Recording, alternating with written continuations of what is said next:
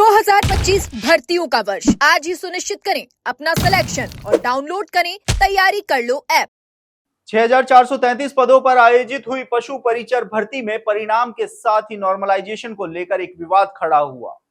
यह विवाद ऐसा था जिसने पूरे राजस्थान में हलचल मचा दी। आपको बता दें कि कर्मचारी चयन बोर्ड की ओर से जब परिणाम जारी किया गया तो 6 पारियों में आयोजित हुई इस भर्ती परीक्षा में छठी पारी के अभ्यर्थियों को सबसे ज्यादा फायदा मिला।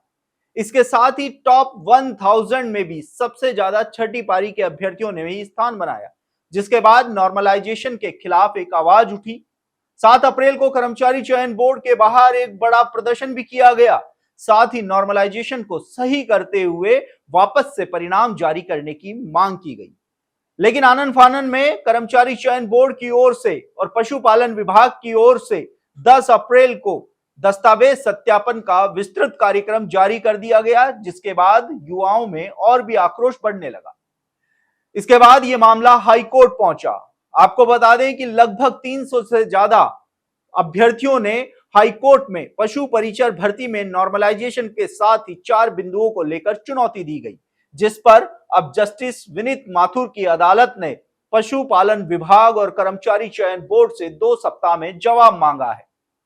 आपको बता दें कि याचिकाकर्ताओं के अधिवक्ता हरेंद्र नील ने 4 प्रमुख बिंदुओं को लेकर इस मामले को हाईकोर्ट में चुनौती दी थी।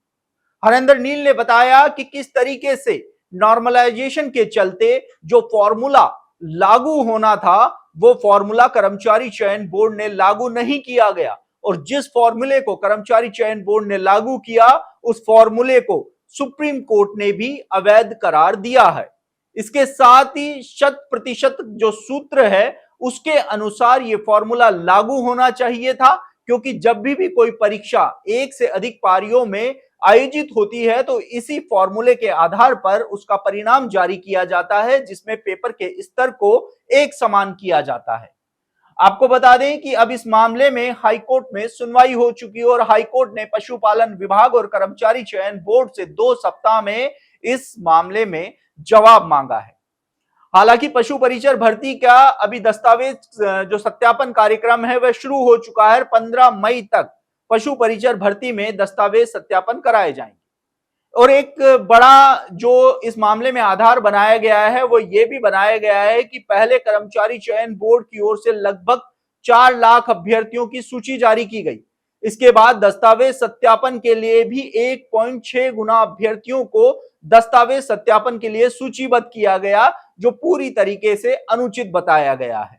ऐसे में अब देखना होगा कि पशु परिचर भर्ती का परिणाम जारी होने के साथ ही नॉर्मलाइजेशन को लेकर जो विवाद खड़ा हुआ था उस विवाद में अब आगे क्या होगा।